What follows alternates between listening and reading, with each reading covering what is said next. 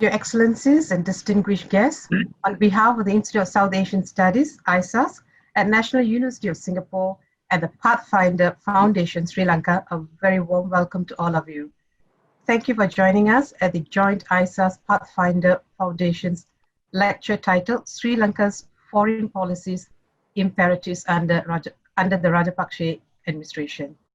Before we start the order of the proceedings, may I kindly request all of you to mute your microphones throughout the session, please. If you have any questions to raise or feedback to share, kindly forward them via this chat. The questions and feedback will be consolidated for our chief guest, Admiral Colombage, to respond. And ladies and gentlemen, we're very delighted today to have with us our very special guest and the guest speaker, Admiral Professor Jayanath Colombage, Foreign Secretary of Sri Lanka, to deliver this afternoon's lecture. And a very warm welcome, sir. And now I invite the Director of ISAS, Professor C. Mohan, to deliver the opening remarks and thereafter to moderate the panel discussion with Admiral Colombage. Professor Mohan, please. Thank you, Sitara. Let me join Sitara and my colleagues at ISAS to welcome Admiral Colombage. It's really a privilege and a pleasure to host you this afternoon. We have a large and wonderful audience, so we really look forward to this interaction with you. Now, I've had the privilege of working with you on a number of projects when I was in Delhi. I'm so pleased that we've been able to continue this in my position at ISAS and your leadership of the Pathfinder Foundation earlier. And now, as you take this big responsibility of guiding Sri Lanka's foreign policy in the coming years, we really look forward to working with you and your colleagues quite closely in the days ahead. I would just like to say, I think a word about ISAS, the Institute of South Asian Studies was set up in 2004. We are part of the NUS system, National University of Singapore system, and our mandate is to study contemporary South Asia, politics, economics, governance, security, and international relations. We also do some work on Diaspora, and more recently on the impact of technology on the region's governments and policy. So for us, generally when you say South Asia, the tendency is to focus too much on India and Pakistan. But I think we at ISAS have been deeply committed to focusing as much as we can on the other countries. I'm not saying small countries, I'm saying other countries. Most other countries in South Asia are not small, they're all fairly large. And every one of them is gaining in significance. Their role, their location in the region and the world is drawing ever greater attention. Sri Lanka in particular, I think, which is at the heart of the Indian Ocean, has historically been the center of connectivity, the center of maritime trade and exchange through the millennia. And we see that its central location has come back. Sri Lanka has also demonstrated in recent years its successful fight against terrorism, which is again widely appreciated. Today, as Sri Lanka speaks about a larger identity for itself in the Indian Ocean as a state that is going to seek much greater engagement with the world. We in Singapore, I think the ministries in Singapore, the community, the business community in Singapore, everyone is eager to know where Sri Lanka is headed and how its foreign policy is going to relate to the other countries in the Indian Ocean. I might remind my audience, Sri Lanka was the first South Asian country to reach out to the ASEAN way back when ASEAN itself was founded. And in the last few years, it's been talking about a greater maritime engagement, a larger Asian engagement. So I think Sri Lanka is not just part of South Asia, but it has a wider, more significant identity. So it's a great pleasure to host Admiral Colombage, who is now the Foreign Secretary of Sri Lanka with us this afternoon. So he'll speak for about 30 minutes, and then once he finishes, we'll collect questions and he'll be happy to answer these questions. So thank you again, Admiral, for joining us. So the floor is yours now. Thank you very much, Dr. Mohan, and thank you, ladies and gentlemen. It's a great pleasure for me to be back with ISAS and of course my own think tank, Pathfinder Foundation. And when you two got together and invited me to speak, there's no way I can say no. So I have taken, although I'm having an extremely busy schedule, I said, yes, I will do it because I believe that we need to continue our discussion. We need to continue our discourse, and we need to understand ourselves better because our objectives may be common. Now, before I actually start my talk, I have a question about the topic. The topic is Sri Lanka's foreign policy imperatives under the Rajapaksa government. And I don't know why people call this the Rajapaksa government, because to me, this is not a Rajapaksa government. Of course, our president is Gotabaya Rajapaksa, our prime minister is Mahinda Rajapaksa, that's true. But this is not a Rajapaksa government. This is a government of Sri Lanka, democratically elected in a free and fair election with a 2/3 majority, which is many people thought impossible. So in that sense, I'm happy that you did not use the word Rajapaksa regime, because some people I have heard, I have seen using that word also. Regime is too strong word to describe. Now this is the people's mandate. It so happened the brothers are in as prime minister and president, but that is exactly what 2/3 of the majority of the people of Sri Lanka wanted. So this is point number one, because I observed when I read the topic. Now, before I talk about the Sri Lanka's foreign policy imperative, I need to dwell a little bit on the history of our relations. I mean, how we came to the present status. You know, we all know that Sri Lanka was a country devastated by a 30-year-old war. That war really killed nearly 100,000 people, devastated our economy, destroyed our infrastructure, and more importantly, destroyed the social fabric of this country. And that was a terrible experience Sri Lanka had. And then in 2009, Sri Lanka became the only country in the world to defeat that kind of terrorism, by using military means.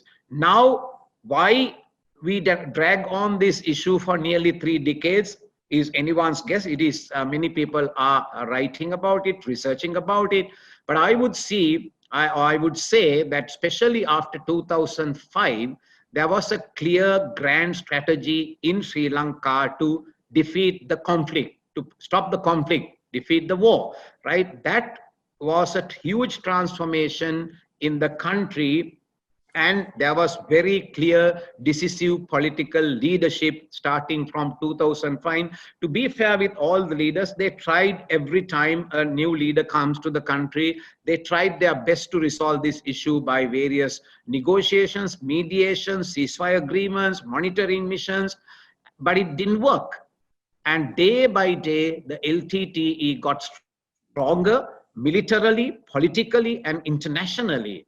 And I would argue with any counterterrorism experts that there had not been a terrorist organization like the LTTE who had actually masterminded the terrorist financing, money laundering, gun running, human smuggling in the world. Period. No one. This is the only organization which exploited the freedom and the liberty provided to them by the foreign capitals to do all that, right? And including some of our Southeast Asian countries, without knowing or unknowing, they were used to buy weapons and to kill each other or to kill more people. And that's how the war dragged on.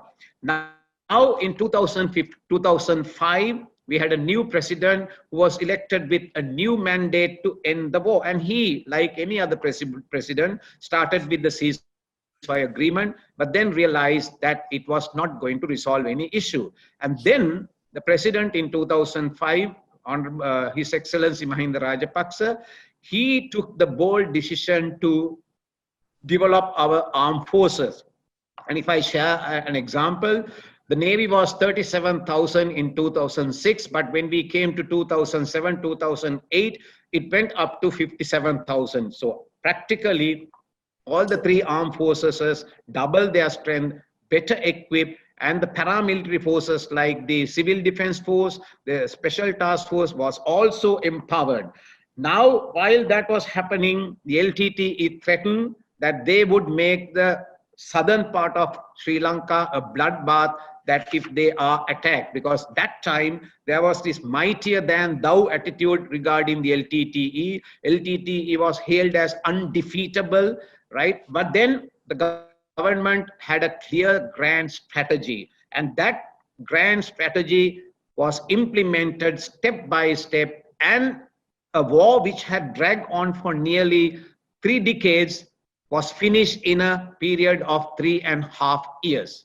Now, on the 19th of May 2009, the LTTE was comprehensively, completely, combatively defeated in the soil of Sri Lanka. Now, at that time, there were 300,000 Tamil people who were kept by the LTTE as a human shield. All those people were rescued and they were taken to the hospitals, and IDP centers were created. And of course, thereafter, the government embarked on reconciliation, rehabilitation, reintegration, then of course, reconstruction and development. And some were of huge success. To share with you one greater success is at the end of the war, 12,500 LTTE combatants either surrendered or taken to custody. But the government did not pursue taking them to task. Government did not pursue the legal way. They were all taken to the rehabilitation program. And to date, the success story is none of them went back to fighting. So that's a great success story. And therefore, Sri Lanka was not really caught up in the conflict trap. Now, 2009, fast tracking a few years, our development needs were huge. And we had to develop our country. And I'm sure even Dr. Mohan must have traveled to Colombo many times. Before 2009, a journey from our airport to Colombo would have taken about 1.5 hours. And now, of course, it's a 15 to 20-minute drive. Now, our development needs were huge. We needed infrastructure. We needed ports, airports, power generation, roads, water purification, water distribution, many. And then we wanted the world to support us. But then the West say, oh, no, you have violated human rights. We are not coming to support you. You have violated human rights. One country which came to support us big time is India, clearing millions of landmine, developing a railway track from Vaunia all the way to north, clearing a harbor in the north of clearing, and building nearly 50,000 houses. The India came up in a big way to support us. But still, our development needs were exceeded far greater than one country can do. And that's the time we wanted more investment to come. We wanted things to happen here. And China came to our assistance, or in different ways. But then also there is a very important point that I have to mention here, because all these are leading to the foreign policy perspective of our country. China played another crucial role during our war, because they provided us the weapons to fight. When many countries had a lethal arms embargo, China was one country which actually gave the teeth to bite, the weapons to fight. India gave us training, India gave us platform, but China also gave us a lot of teeth to bite. So, and thereafter, 2009 to 2014, the involvement of the Chinese state-owned enterprises, Chinese private enterprises, went up very big time. And then within a very short time, China became the #1 development partner for Sri Lanka, surpassing at that time Japan.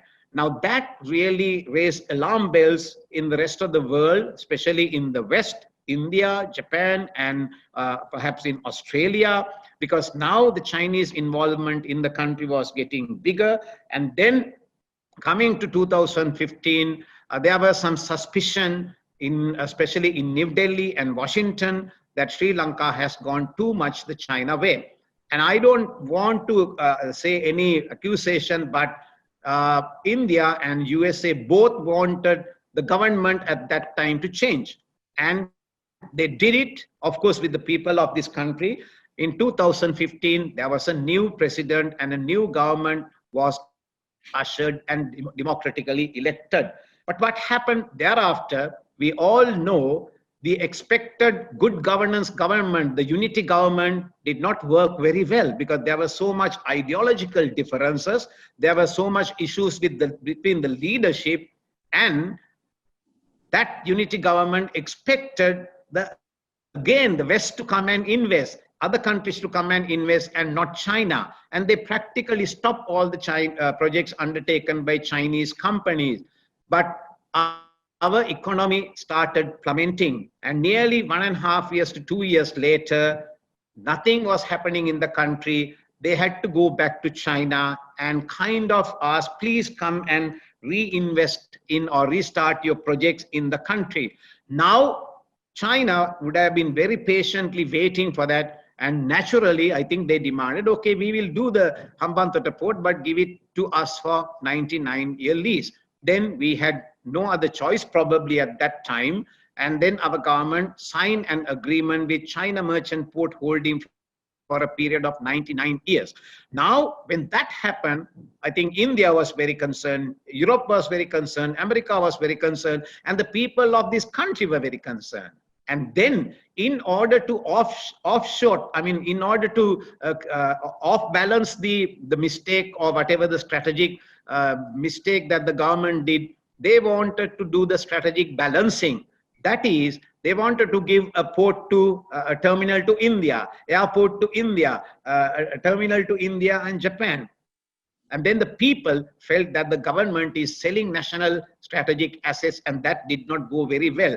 And therefore, now the economy is going down, and the government at that time, I'm talking about the period 2015 to 2019, started losing popularity. And in 2018, a newly formed party of the former President Mahinda Rajapaksa won the local government election with more than 40% of the votes of the country. And that was the trend. Now, while this was happening, the government at that time paid very little attention to national security. Sometimes the National Security Council had lasted only 5 minutes.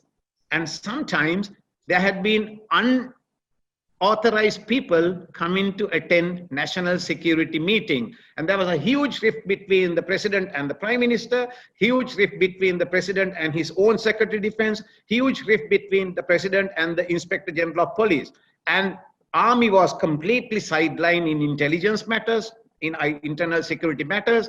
And there were so many different people doing intelligence. There was zero coordination among intelligence agencies, and the national security was at a very low level. Now, in this situation, the 21st April 2019, the Easter bombing took place, killing more than 250 people.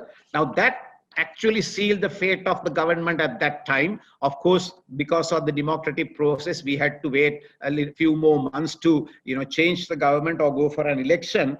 And then what happened in 2019 November, the president Gotabaya Rajapaksa was elected as the president of the country in a true, free and fair election. So ladies and gentlemen, I gave you this preamble because that is through which we have actually come out with our foreign policy imperatives to move the country. And then what happened, very unfortunately, in the month of end of January, February, March 2020, just few months after assuming office as the president, the pandemic came, the COVID came. Now, COVID was terrible for the whole world. Even now it is terrible.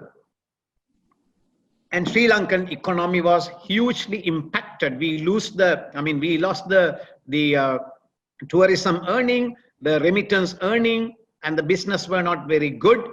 And then the government had to really deal with COVID, leaving aside everything. And I think the COVID combating is a very successful story in Sri Lanka. If you look at the total number of death is only a mere 0.34%, and the recovery is nearly 95%. So that's a very great achievement. Now, when we talk about the Sri Lanka's foreign policy imperative through the years from, say, from 2002 to 2019, 2019 to now, and looking through the lens of COVID and learning the lessons the hard way and understanding the evolving geopolitical situation in the country.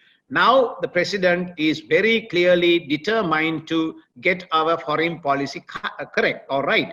Now president has 3 pillars of his main strategy. That is, number 1 is national security. Number 2 is economic development. When we say economic development, we know it is an all-encompassing thing. And number 3 is foreign policy. So he has given that much importance to foreign policy. Now, through this, the experience that the president has gained during the last 1.5 decades or so, right? Now he has come out with certain foreign policy perspectives, foreign policy imperative. And I would put on top is the neutrality. The president has repeatedly said, we want to be a neutral country. Right? We want to be a neutral country, and we want to maintain friendly relations with every country. That is the top priority that Sri Lanka is having. Then, of course, Sri Lanka need to advance and project Sri Lanka's national interests through our foreign policy. And of course, President has very categorically stated that he wants to ensure that India's strategic security concerns are addressed, and Sri Lanka should not become a concern for India's strategic consideration. That has been very clear. So therefore, President wishes to have more cooperation, especially in SAARC, and now of course we are focusing more to BIMSTEC. So we want to have more regional cooperation in maintaining regional security and regional stability. And of course, the ocean is a very important factor in Sri Lanka's international relations. So President wants to create the blue economy, really a working proposition for the country. And of course, we are also interested in, in 1971, this small country proposed that the Indian Ocean should be a zone of peace. That was passed through the United Nations, ratified, but never implemented. Now, fast track 2009 and 2020, Indian Ocean has become one of the most heavily militarized ocean in the world. Now, I think we desire, at least at this stage, to stop further militarization of the Indian Ocean. One thing we see on a day-to-day basis in this part of the world is the global power dynamics are taking place right in front of our eyes. There is huge competition. Now, President is very clear saying, we don't want to be part of this power competition. We don't want to take a side. We don't want to take a side. For strategic security matters, we give a lot of attention to India's concern, but still, we don't want to take a side in this global power dynamics, right? And also because we have been shifting towards, giving our national assets to various countries, either as a mistake or then to overcome that to do other strategic balancing. President has come out with another foreign policy initiative that no national strategic assets will be given to another country for total control. That is 51% will always be with Sri Lanka. Of course, 49% can be for the other countries. Now, another foreign policy imperative is we need food security, we need environmental security, we need development of human resources. So the president wants to work with the international community within the region, outside the region, in order to achieve food security, environment security, and human security considerations.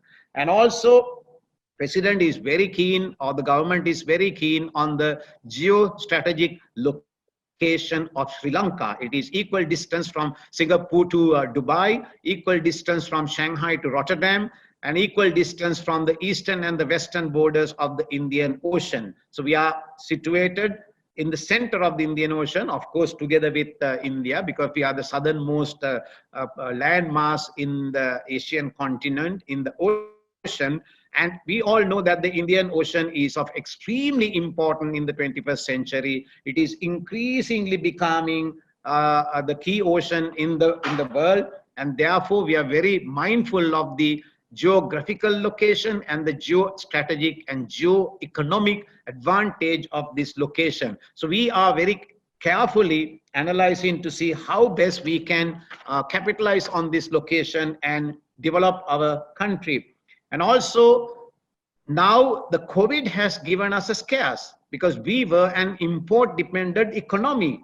Now President and the government is very keen that we shift from an import dependent economy to export oriented economy, and therefore our missions like the Shashi, they will have to really promote Sri Lankan businesses. Now, you know, in this country, we never ask the hard questions from our ambassadors, but now we are asking, how much money have you spent for this year? How many scholarships have you given to this country? How many tourists you sent to this country? How much foreign direct investment you channeled to our country? How many businesses or how many products you promoted in your country? So we are now going to ask the hard questions. So then we expect answers. So our outlook from international political diplomacy is now hugely changing towards international economic diplomacy. Now we want to establish good relations with all our partners, enhance the linkage within the region. Now, like the neighborhood first policy of India, President is very keen that Sri Lanka also should pay more attention to our immediate neighborhood and the region. When we say the region, it's the African region, Middle East, South Asia, ASEAN, and Far East. I mean, this is our region, basically surrounding Asia. Then we are focusing really on that countries like Bangladesh, Vietnam, even Myanmar. We need to have more trade links within the region. Now we all know South Asia is the least economically integrated region, where only less than 5% of our combined GDP is actually integrated. That's not a good sign for a region to develop. I believe ASEAN is plus 20% integrated. And I read somewhere that despite the COVID, the trade volumes, the trade economy of ASEAN did not really suffer, because you have a lot of inter-ASEAN trade, whereas we don't have that. We all look outside our regime, outside our domain, but we forget our closer home. We have a huge market in India, 1.34 billion. We have a big population in Bangladesh. We have a huge population in South Asia, but we have not paid sufficient attention to that.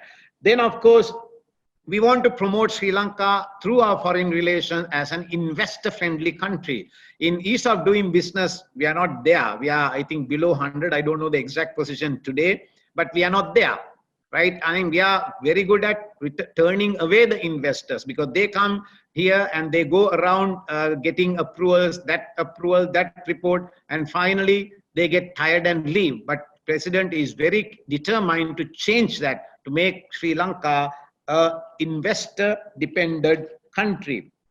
And also Sri Lanka is having a greater heritage. We have, I think, when some of the developed countries are fighting in the jungle like Robin Hood, Sri Lanka had a very great civilization. We had irrigation system, we had healthcare systems, we had religious place, I mean, stupas were being built.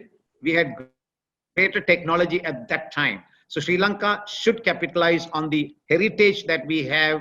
And also another important factor is the purest form of Buddhism that we have, that is the Theravada Buddhism we have. We need to capitalize on these two as well. And also another foreign policy is that we need to market our skilled labor abroad, not the unskilled labor, but skilled labor, vocationally trained labor abroad through our foreign policy missions, through our foreign ministry. And also we need to promote the education or the human resource development opportunities in Sri Lanka for Sri Lankans, and also to accept or also to open our doors for education to other countries through our foreign relations as well.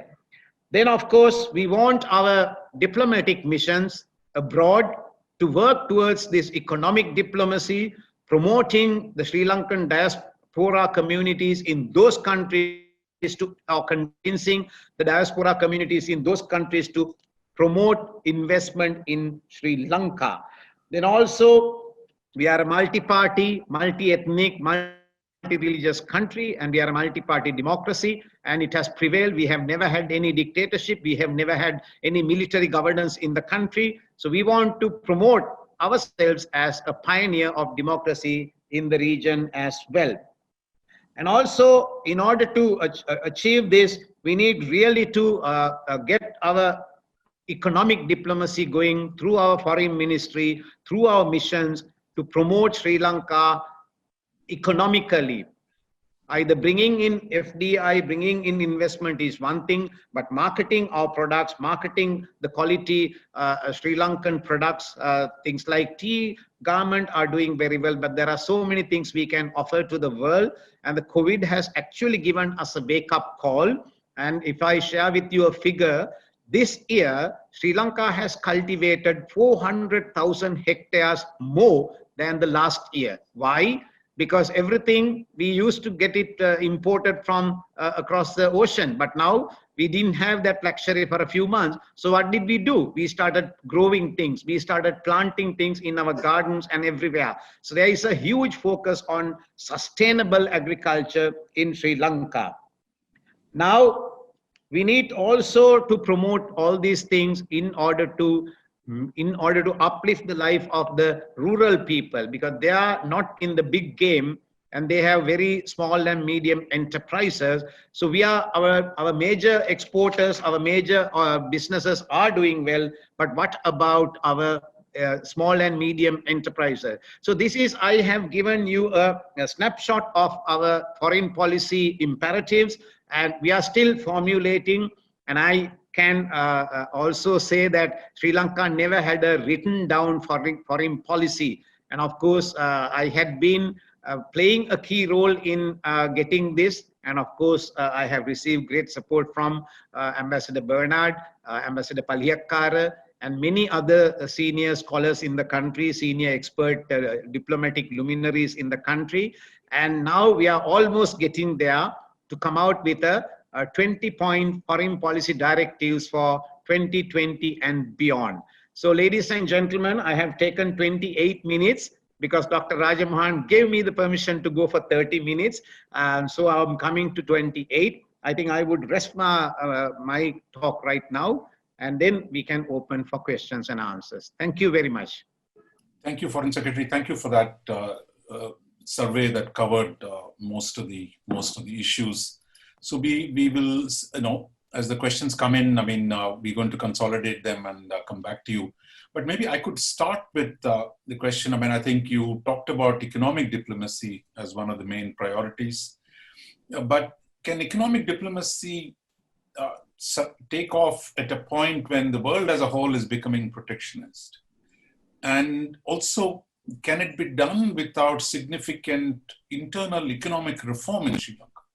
Because in Singapore, for example, there was a lot of interest in free trade, but there seems to be a lot of political resistance to trading arrangements for liberalizing trade, given the internal political opposition. So how do you square the resistance to internal reform with a strategy that seeks more exports, more investments? How do you see that squaring up? Well, thank you, Dr. Raja Mohan, for the question. Yes, economic diplomacy is not easy because we need a transformation, not only in our outlook, but internally as well. One thing I can say, despite the COVID, our export has not declined. So that's the good news, because our export continued, the garment or the tea, whatever that we were producing in large quantities. So as a result, except in the initial period, there was a drop of our export. Then it picked up after April, May, and it went on even beyond the year on year. But in the month of August, for some reason, it has come down, and it is picking up again in the month of September. So our exports, but it's not a very big quantity that we have been, the contribution is not huge. So that's not very good, right? Now, the president is very keen to address the issues that you mentioned, that, I mean, the internal organs, how did you, I mean, I mentioned to you that ease of doing business, we are below, I don't know exact figure, but I'm sure we are below 100. You know, that's not a good place to be. So Board of Investment, Export Development Board. Now these are revamped. These are revamped with business people, right? Not necessarily government servants, not necessarily the friends of a political figure, but these are top-notch business people are running these two institutions, the Export Development Board and the Board of Investment. And through that, we are hoping that this transformation will take place. According to our Export Development Board Gazette, which was created 28 years ago, we are supposed to be having a ministerial committee, but 28 years we haven't done it. And last week that took place. Now that is the place where all these issues regarding taxations, the freedom, I mean the tax holidays, ease of custom formalities, restrictions on investors or lifting the restriction, all these things are to be discussed in that ministerial forum where the president is the head with all the stakeholders, all the ministries involved. So I think that is a very good sign. And also I have to mention this factor to you, unlike the previous cabinets we have had, unlike the previous parliament we have had, you know, the ministers we have had, they didn't even know their subject until they completed the term, because it was so vast, so unspecified, and it was a long name of entities, but they were not very sure. But this time we have what is called the state ministries. Now the state ministers are appointed to cover a segment of the economy, right? One example is there can be a minister for promoting batik, right? You know, Sri Lanka is also very good at batik, not only Malaysia and Indonesia, of course, they are very popular, right? So there is a minister to promote batik, right? So similarly, there are state ministers allocated responsibility to promote each and every segment of our industries. And as I mentioned, you know, Sri Lanka is a country, we know the ladies know the turmeric we use for cooking and beauty, all that, but we were importing turmeric to the country. And now we are growing turmeric, and the month of January comes, we will have a very good harvest of turmeric, right? So similarly, a lot of changes are taking place internally, and not necessarily on the economic diplomacy, but because, you know, we have to create a product for our diplomats to sell. We have to create an environment conducive for our diplomats to send investment. So those are being addressed very, very carefully. And also there are meetings covering each sector of our economy. One sector can be the beauticians. I mean, the people who are engaged in the beautician, the cosmetic industry, that is one sector. So one day we talk purely about the beauticians, the products they have, products they import, the issues they have. I've just gave an example. So every week, at least there are 2 to 3 meetings with the president, discuss about each and every segment of our economy. And this president, one thing I have seen is he's not only just talk, he take action, and he take follow-up action, and he get a feedback and do the course corrections. Foreign Secretary, I wanted to, before I go to the audience questions, I had a second question. I mean, it's on the foreign policy side. I mean, you talked about India and China. Of course, a lot of international interest these days on Sri Lanka's approach to India and China. But you didn't mention the US and Europe and the West, which are historically, I think, you know, Sri Lanka has had a great relationship with these countries. How do you see that going forward today in terms of reaching out? Because if you're looking to integrate economic diplomacy, you still need to connect with Europe and the US, which are critical partners for everyone. It's not just to us, even to the Chinese, to all countries in the world. No, absolutely, Dr. Mohan. Even to date, our major export partner is US, and the second major export partner is EU. So we really want them. We want to keep on doing it. But what I meant is, while we are doing what we have been doing, we must look for new markets. While we are doing what we have been doing with the West Europe, we need to look at South Asian market. We need to look at ASEAN market. And I'm not boasting about Sri Lanka, but they say the best pepper is in Sri Lanka. The best cloves, best cardamom, because this is, I think, very conducive to growing spices. And recently there was a survey done about coffee, and this coffee bean called Arabica. They have identified 5 countries in the world which is ideally suited for growing this Arabica coffee. And Sri Lanka is one of them, because beyond a certain height, 3,000 feet and above. Now, Japan has said, you grow Arabica coffee, we will buy anything you produce, right? So we are going through a transformation. We have to identify our strengths. We have to identify our weaknesses. We must never lose the friends that we have already. But at the same, having said that, we must look for other markets as well.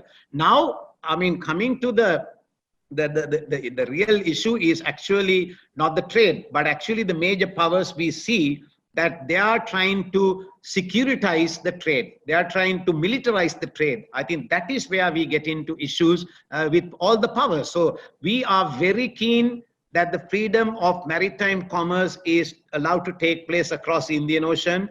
We want to be the maritime hub in this region. We are there. We are close to the busiest shipping route. We have 3 deep water harbors on our east, west, and south. So we are there, right? So we want to do business. We want to benefit from the maritime trade. We don't want the big powers trying to securitize this maritime trade and militarize this maritime trade. So we are having that issue, and we can see that competition in front of our own eyes. Since we are on the US, there was issues regarding the SOFA agreement, the Status of Forces agreement, as well as the agreement on, their $500 million cooperation on your the Millennium Challenge cooperation. So are those issues, are you taking a fresh look at those issues, or as part of your wide-ranging foreign policy reform? Yes, I think right now what we have experienced is, of course, in the Millennium Challenge Cooperation, there was a committee appointed by the president to study on it, and they have forwarded a report. Now that report will be submitted to the new cabinet, and the new cabinet, there are 28 cabinet ministers. All the cabinet ministers are required to give a feedback. Not just talk in the cabinet meeting, they have to give a written feedback on the pluses and minuses, or the pros and cons of what their observation, what their involvement of their respective ministries are. And then it will be submitted to the parliament, it will be debated and signed. There are a lot of criticism about the MCC in the country. Some are not even very well informed, but some reservations are being heard, are being raised.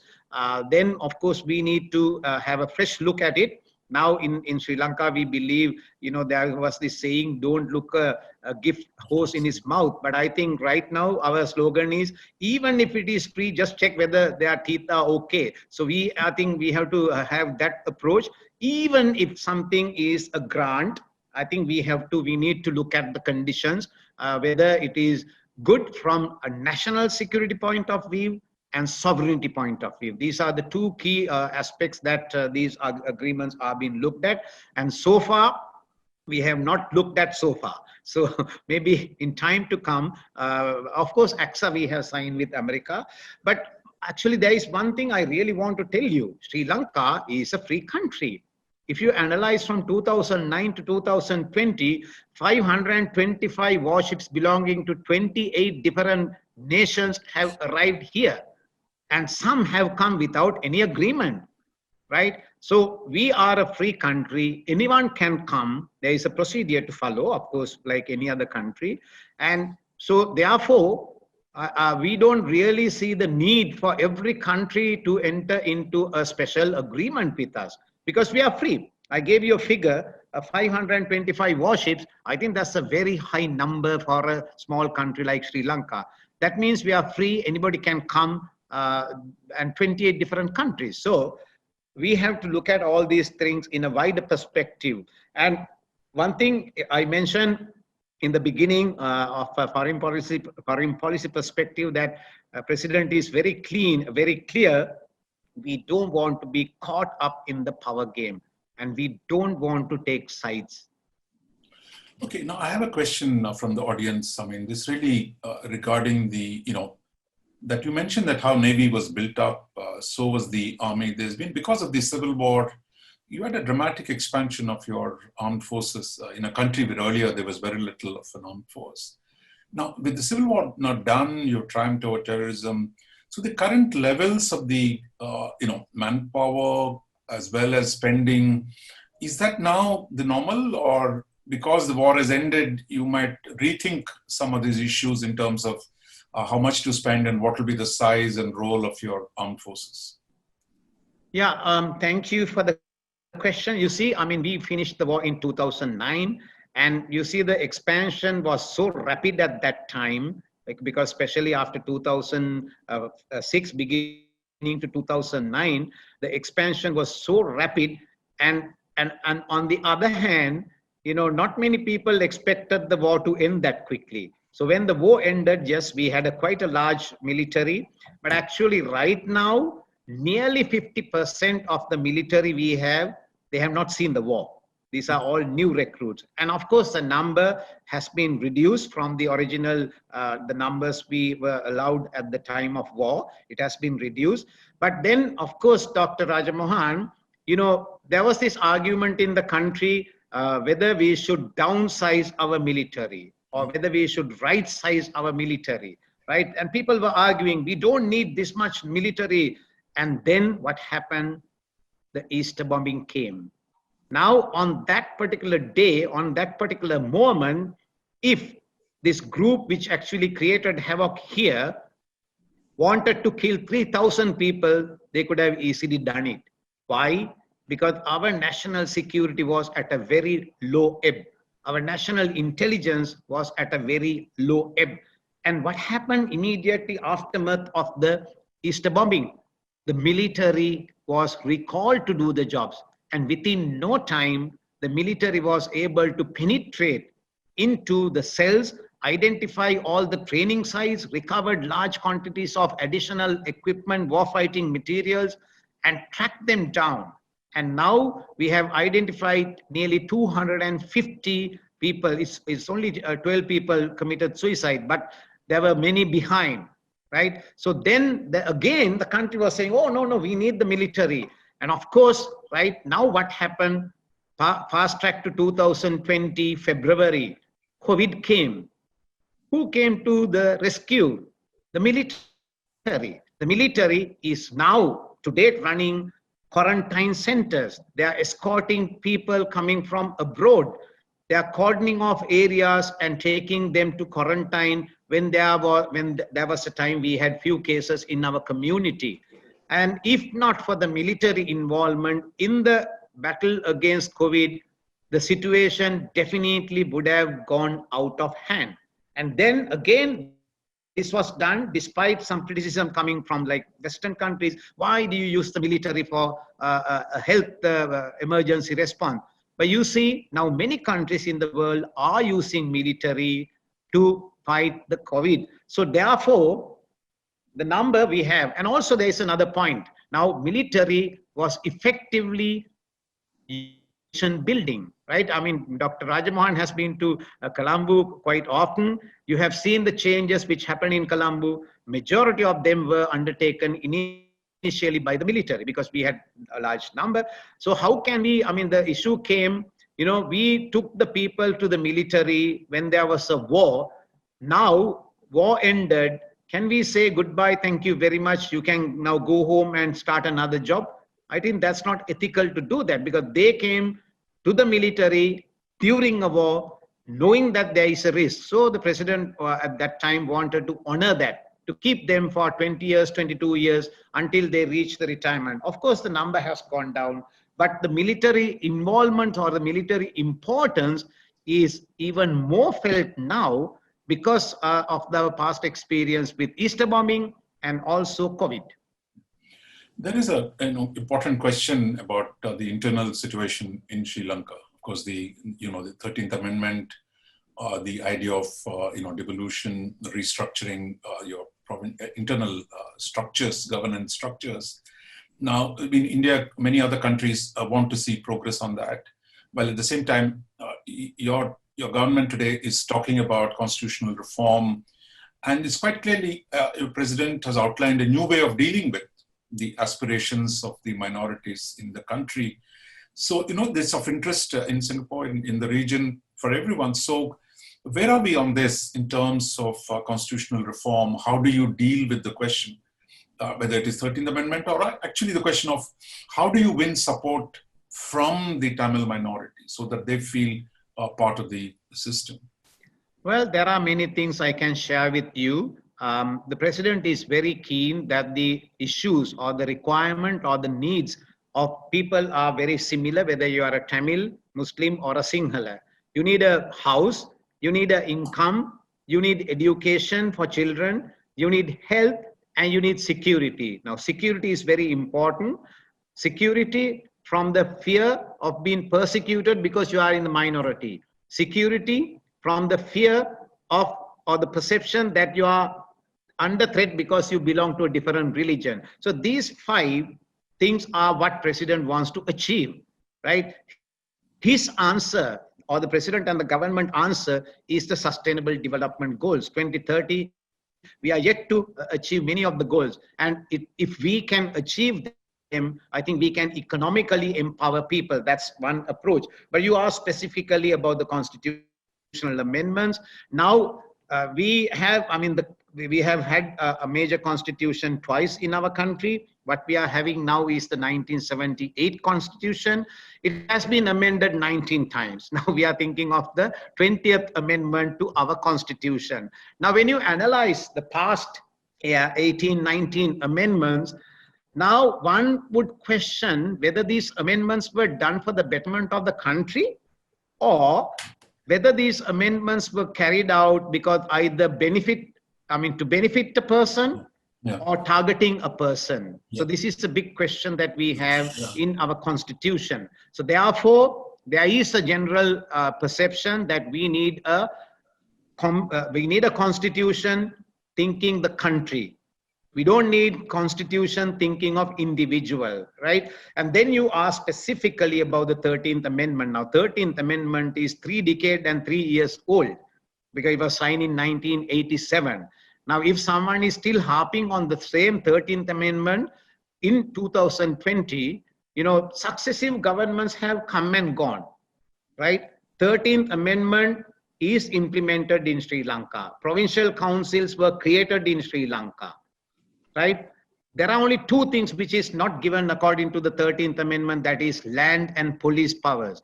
We are too small a country, this is my belief, we are such a small country, we cannot have 9 different police forces in the country. We cannot have 9 different laws for land in the country. We are too small, right? So therefore, there is huge opposition also even for provincial councils. Now, there is a motion moved in the parliament, we need to rethink about the provincial council system because this last election of the last 3 years, provincial council elections have not been held in the country and therefore the provincial councils are defunct. But still, things are happening. So provincial councils, some argue it is good for the minorities, but some argue it is a white elephant.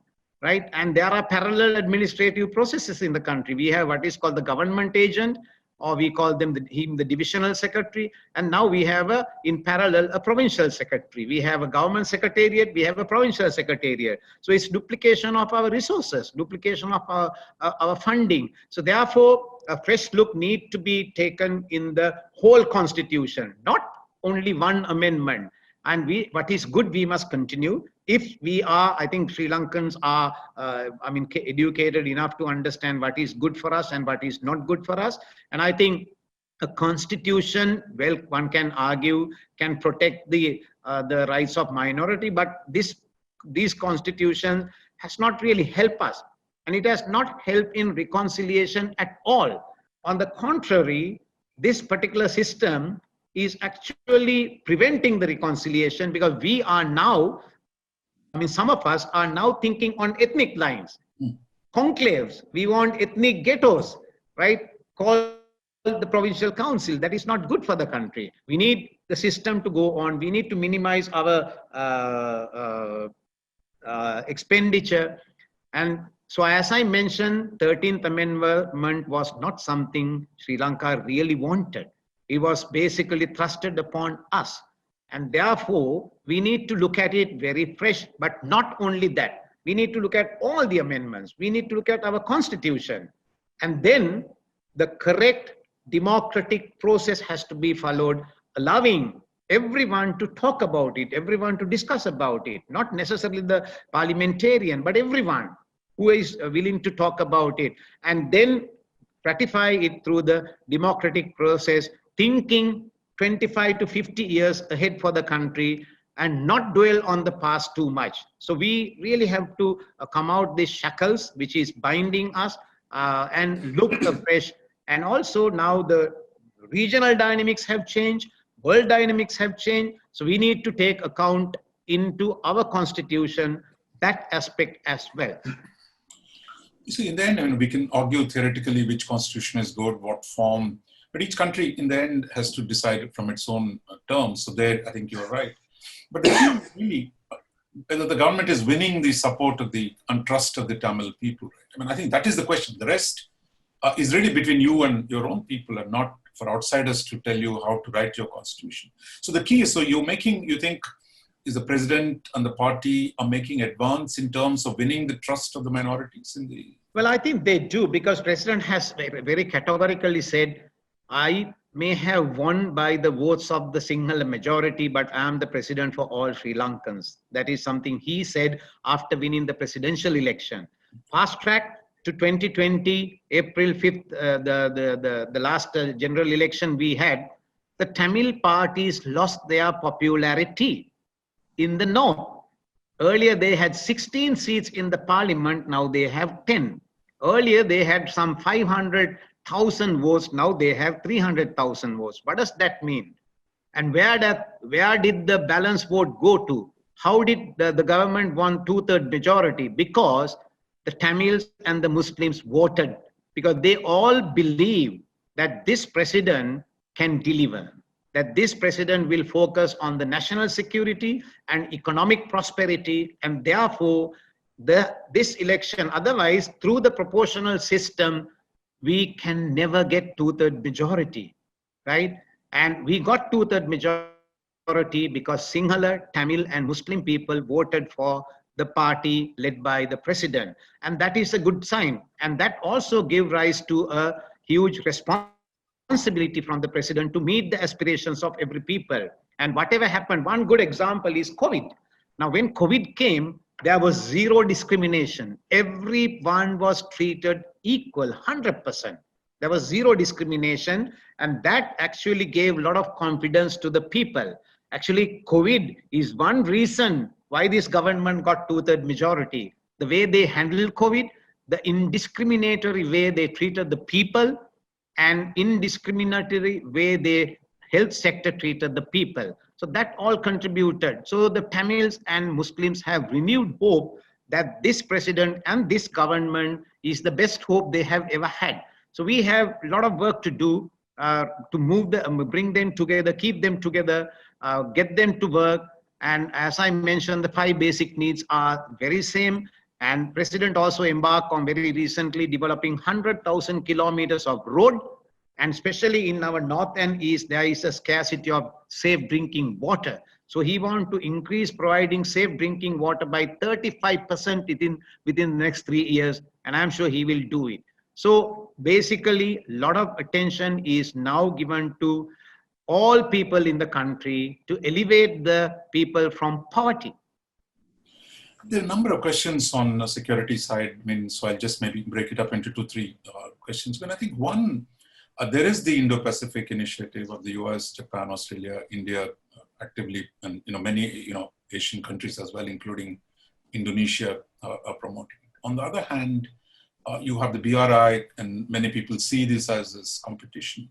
So when you talk about neutrality, neutrality means you engage all sides or you don't engage any side. I mean, so there are 2 ways in which you can say, look, plague on all your houses, I'm not dealing with anyone.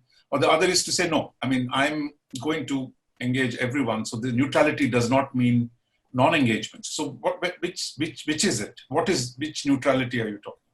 Well, I think, Doctor, what we meant by neutrality is not really for trade. Neutrality for strategic purposes, neutrality for strategic situation in the world and in the region. So in that sense, we want to remain a neutral country without bandwagoning with a particular power or with a particular country. Now, I have heard many times India's foreign minister, Mr. India's foreign minister, and also Mr. Ajit Doval, Mr. Jayashankar and Mr. Ajit Doval saying, India is not an ally of any country, right? And also they say, India has a multi-alignment policy, and we would select on issue base, right? We would bandwagon or we would join someone based on various issues. So I think that's the way we are thinking as well. We don't want to be a party to either this or that, and based on issues we can work, and we will have a multi-alignment policy. And the neutrality I mentioned is purely for strategic reason. And having said that we are neutral and we are having a region first security, President also say we want to deal with every prospective country for economic development, right? So we can't neglect saying nothing we will do. No, we will do something. We have to do something. We have to be part of this project or that project.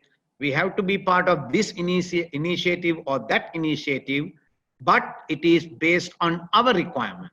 It is based on what we want, not based on what some other country wants us to be.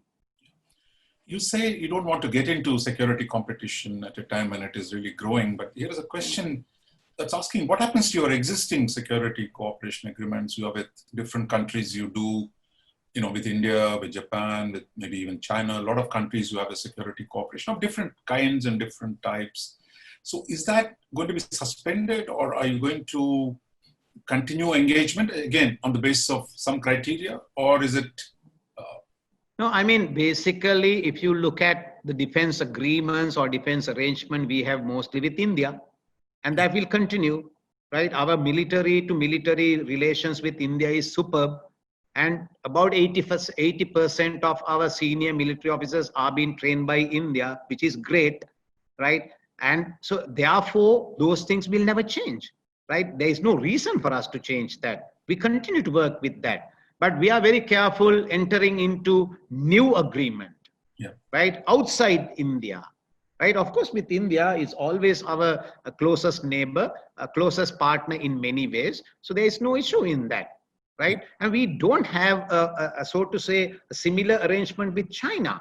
For China, we are more engaged with China economically, right? Of course, during the height of the war, China was a major factor in winning the war. And I think we are talking like as a country, because China was there to provide us weapons when the Western countries were having an unofficial or official lethal arms embargo, right? So that was there. That was not a defense agreement. That was a defense purchasing agreement, defense equipment, right? So, but with India, we have many other. Now, of course, we have another MDA, Maritime Domain Awareness Agreement with India, Sri Lanka, and Bangladesh. And we wish to expand that to incorporate the whole Bay of Bengal, the BIMSTEC region, including Bangladesh, Myanmar, and Thailand.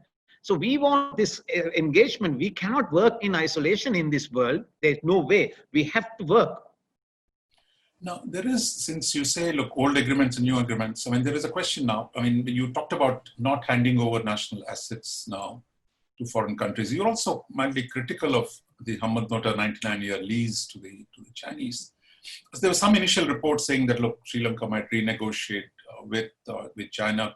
I don't know where that is going. And two, with the projects like the Indian port, Japan-India terminal port. So given the new situation, so where do you see this going? Say, for example, can the Chinese bring down their ownership to 49%? Is there a way you can do a deal with India and Japan on they bring down their thing to 49%? So how is that going to work out? Well, I don't think this government can make the corrections for all the whatever happened in the past. It's not practically possible to change everything which has entered into, which has agreed upon. And I think we have an international responsibility, bilateral responsibility to honor those agreements that we have entered into. But we have to look closely and see whether there are anything detrimental to our national security through that. That is on the agreement side. Then one thing we have to make sure in any port, especially so in Hambantota, is that this particular port is not used for military purposes by any power against another power. Now, I don't mean that no one should come to Hambantota. People can come, the warships can come, but they should come for normal purposes, showing the flag, diplomacy, operational visit, logistic visit, anyone can come. But if somebody wants to come to port of Hambantota in order to be a threat to another country, we should not allow that. Now, in Sri Lanka, we have a very unique situation where the security or the port security is completely handled by the Sri Lankan Navy in all our ports. And therefore, the control of ships, whether you are a white hull or the grey hull, that is the merchant navy or the warships, is totally under the control of Navy. And therefore, no one can come without the permission from our Ministry of Defense, our Navy, our Foreign Ministry into any port in the country. Right? We have to uphold that. It cannot be, it should not be exploited for military purposes by any country. So therefore, we need to look at the agreement in Hambantota as an economic agreement, and we have to make it happen. Because if we don't make it happen, if we make the port not making money, it's a dangerous thing. So we must make the port viable. We must make the port operational. We must make the port commercially functioning.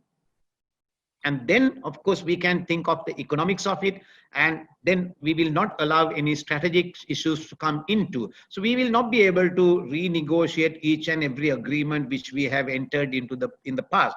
But in the future, we'll be more careful. We will say, okay, this is how we would like to do it, and you can come out with your own suggestion, because see, every large infrastructure project in the country we can't develop on our own. We don't have the capacity, we don't have the capability, we don't have the funding, right? So then comes the issue, that is what I meant, you know, the strategic balancing we tried to do didn't work, right? There was more opposition to that than the Hambantota port in the country. When that then government tried to give this to the other country, and like that, there was more opposition in the country. So the thought that the government should not sell national assets is there. And that is because we have learned the lesson the hard way. So we want the new deals, at least the coming up one, that everyone will be treated equally. And 4951 is the yeah, practically that's what we are trying to do. 4159, 4951.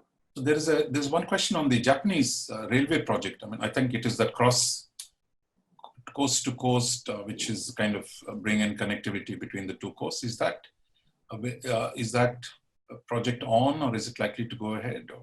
Well, I'm not 100% sure as of now what's happening. Only I know is that it is being re-evaluated because this is the LRT project. It's a light rail project that was on the cards. And I think the feasibility studies have gone into. So there was a requirement to re-study or re-evaluate the proposal. And I think that is happening right now. I'm not 100% sure what decisions have been taken in that regard, but I'm sure there will be a realistic, holistic look at everything with a very clear master plan, with a very clear strategic view on all issues, on all development issues. So I really don't know the answer for that, where it is standing now, but I know it is being evaluated, and of course I don't really know where it will end up, but it will be done with a real strategic view, thinking 25 to 50 years ahead. There is a question from the audience on diaspora. I mean, like all the other South Asian countries, I mean, Sri Lanka has a fairly expansive diaspora relative to the size of its population. It does brilliantly in many parts, including in the US and other places. So is there a role for mobilizing the diaspora for Sri Lanka's development and as part of its transformation that you've been talking about? Well, I think Sri Lankans work very hard when they are abroad and they earn lots of money. All They buy South Asian. property, they establish themselves very well, and we are very proud of it.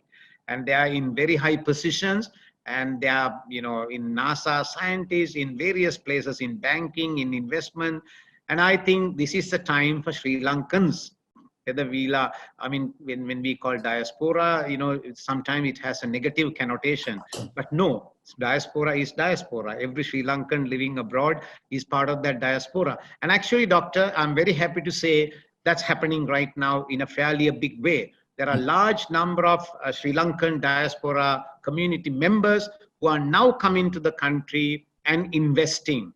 And very importantly, they are investing in their own native places, which is really a good thing, because, you know, otherwise, you know, every investment will end up in Colombo or in a major city. No, they are investing in their own rural villages. That's a great thing to do. I'm sure that is the responsibility of the diaspora.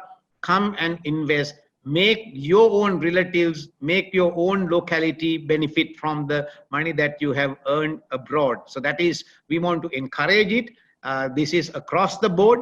Whatever the ethnicity doesn't matter, as long as you bring your investment here, which would benefit the people of this country. Of course, it is really welcome, and we need it. We want it, because bring your expertise, bring your money, bring your knowledge to prosper Sri Lanka. And rather than trying to, you know, divide the country from another country, rather than convincing someone to plant a bomb, bring your money and your knowledge and your investment and your business acumen to our country.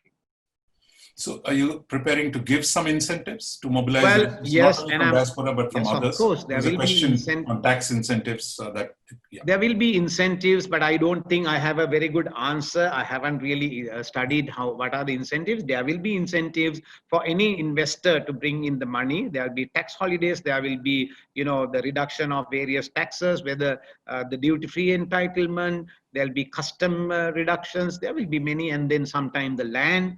There will be many facilities to encourage, because we really want to encourage investment. And when we say investment, we are not only looking at huge investment of billions of dollars, but even few million US dollar will be great enough.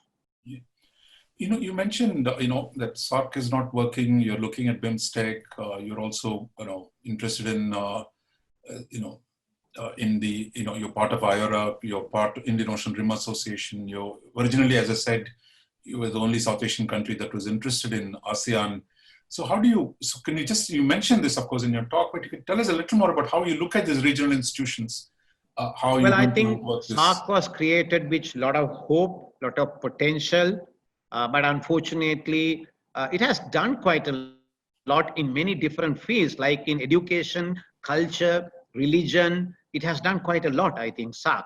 I mean, only thing is that we have not been able to have a summit for some time now, because the last summit was to be held in Islamabad, but then it didn't happen. But still, I'm happy you all know that Prime Minister Modi took the initiative to convene a virtual summit of SAARC leaders, and also he created a SAARC fund for battling COVID-19. That's a very great step. And that actually revived or revitalized the SAARC up to a certain level, because that was followed by the ministers meeting, health ministers meeting, the Director General health meeting. So there are a lot of things, positives coming up. Now, I think Sri Lanka is very keen, because of course Sri Lanka is a chair on the BIMSTEC right now as well. We are very keen to move with the BIMSTEC, because BIMSTEC, the whole of Bay of Bengal region is very peaceful, no territorial disputes, no issues, very placid, calm and quiet area, but I think huge potential. The east coast of India, Bangladesh, Myanmar, Thailand, and if you want to really go down to Indonesia, that is a huge, potentially very valuable area. And also the Bay of Bengal is the connector to Western Pacific, right? So therefore, I mean, Sri Lanka and India are very unique, because we are part of the Western Indian Ocean and another part in the Bay of Bengal. And we are part of the SAARC, we are part of the BIMSTEC. So we both have that advantage. So we have to really work through the BIMSTEC. Now, BIMSTEC was not going anywhere. 22 years it has gone by. Only last 2-3 years, it has really taken wings. And I think we really work hard. And of course, there were 16 to 18 sectors in BIMSTEC. Nobody knew what to do. Now we have brought it down to 7 workable sectors. And each country is given a sector to focus, and maritime connectivity is given to India. I think they have already done quite a lot of work. Now we need to enhance maritime connectivity across the Bay of Bengal. That's the way I remember Dr. Rajamohan, we wrote some papers sometimes back, Trincomalee Consultation 1 and 2. So Bay of Bengal is very important for all of us. And I think huge potential, we must make use of it. We have to work. And also IORA. IORA is the Indian Ocean-wide organization where all these security and economic-related discussions are taking place, while the IONS is focusing a little more on the security aspect. So Indian Ocean has enough initiatives, right? We have BIMSTEC, we have SAARC, we have IORA, we have IONS, right? So do we need other initiatives? That's a question I will not, I don't dwell right now, but I think we have enough initiatives to make it work. It's really the national level, what you do. I think it's how then you leverage the outside. Here, just a question on, we remember, we worked together on the Trincomalee consultation. So are there any big ideas for Trincomalee now? Since you're now on the government side, is there a way of developing, because there'll be a lot of interest in Singapore, in ASEAN, in Southeast Asia, for your outreach to Bay of Bengal and the Eastern Indian Ocean and the Western Pacific? Well, I haven't really seen a very big focus on Trincomalee yet. Of course, we are focusing on the port of Colombo and now the Hambantota. Trincomalee, unfortunately, is a God-given gift. Not many people or not many leaders thought the value of it. So we really need to focus on Trincomalee because it is the eastern deep water port, and it's one of the greatest. Even Admiral Mohan said this is one of the best ports in the world, Trincomalee port. And Lord Nelson, he said that this is the best port in the world. As a midshipman, he came to Trincomalee. It's a huge potential, and I think practically it was the British who used the Trincomalee to the strategic advantage last. Yeah. And that lasted till 1957, although they left us in 1948. So Trincomalee has a huge potential. And I think if we really focus our attention to Trincomalee, but you see, Trincomalee is a very beautiful place also. So in the name of development, we must not ruin that beauty also. So how do you balance the development and preserving the beauty is another issue, but we need to focus more on Trincomalee, and that is why I keep saying it can be the port for the Bay of Bengal. We can have Trincomalee on this side and Andaman Nicobar on the other side, right? I think the world has enough space for 2 big ports on the either side of the Bay of Bengal. I think we should really focus on Trincomalee, not necessarily as a Sri Lankan port, but as a port for the whole Bay of Bengal region. And of course, we need to develop the connectivity between Trincomalee and Colombo. The hinterland connectivity is not very good yet. We need to focus on that. But I wish that a lot of attention will be diverted towards Trincomalee. The 2 questions that have come in, I think one on the diaspora, you're going to do something like what the Indians do, like a big annual pravas, you create a platform to mobilize people.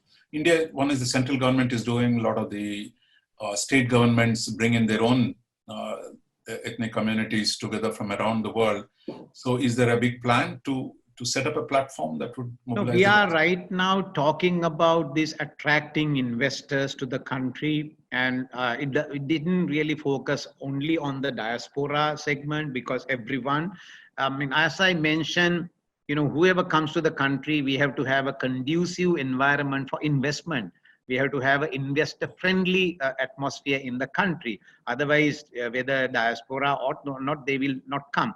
And that is why I mentioned, we are not only thinking of big investment worth billions of dollars. We are thinking of even small investment, like growing flowers maybe to export, or seafood processing, or storing vegetables and fruits. These are not $1 billion, but the smaller thing, because even tapping toddy from the palmyra tree and selling and make arak out of it. So these are small and medium enterprises, which some of our people are still doing, but we can empower them. So we need to really work very hard on it. Actually, now we have revitalized this whole economic mechanism, whether it is Export Development Board, and of course the economic diplomacy through the Foreign Ministry and the Board of Investment, the changes taking place. And we need a one-stop shop for all functions. And we want to digitalize it. Still we are carrying paper from one desk to the other, and that actually lead more human to human interface, which ultimately can lead to corruption. So we want to minimize all these things. So things are happening, and things are happening fast. So one last question. I think we've been very patient and to answer all the questions. Just now what you mentioned about digital and technology, for many of us, I think the South Asians outside, they excel so much in these areas in the technology domain. So is there a special way in which you think, invest in an ecosystem in Sri Lanka that will draw international talent, your own talent from outside, to make Sri Lanka a hub for development of digital and other new technologies? Is that something?